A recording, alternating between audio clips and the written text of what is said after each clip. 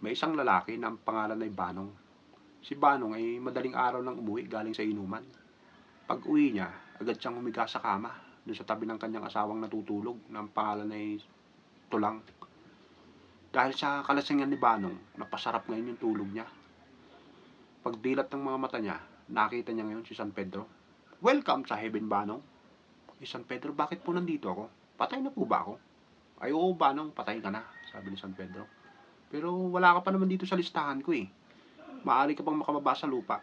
Kaya lang, hindi ka na pwedeng bumalik sa iyong katauhan. Ganun po ba? Paano pong gagawin ko? Sabi ni Banong. I-reincarnate kita bilang isang inahing manok o isang bayawak.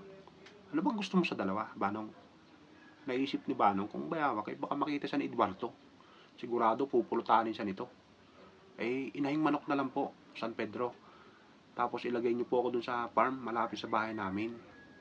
Nang makita ko naman po yung mga anak ko at yung asawa ko. Sige Banong, masusunod. Maya-maya, naging isang inahing manok na si Banong. Gala-gala na siya dun sa farm ngayon. Hanggang sa masalubong niya, yung isang veteranang manok na ang pangalan ay Susi. "Wow!" sabi ni Susi. "Ikaw ba yung bagong manok?" Ako nga po." "Anong pangalan mo?" sabi ni Susi. "Ako po si Banong." Kayo po, ano pong pangalan nyo?" "Ako si Susi. Ako yung pinakamatandang manok dito sa farm." Ganun po ba? Aling Susi, bakit po kaya humihilab yung tiyan ko?"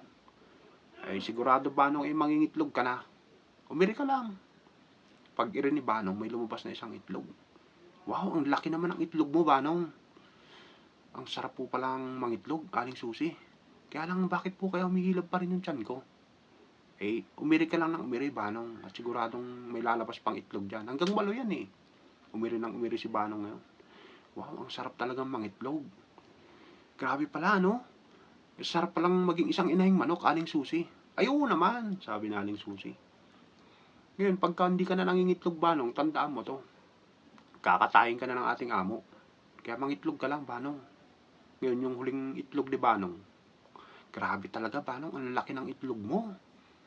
May biglang humampas kay Banong ngayon ng isang napakalakas at napakatigas na bagay. "Aray! Walang iya ka, Banong. Bakit dito ka sa kama tumatay? Hayop ka," sabi ng asawa niyang si Tulang.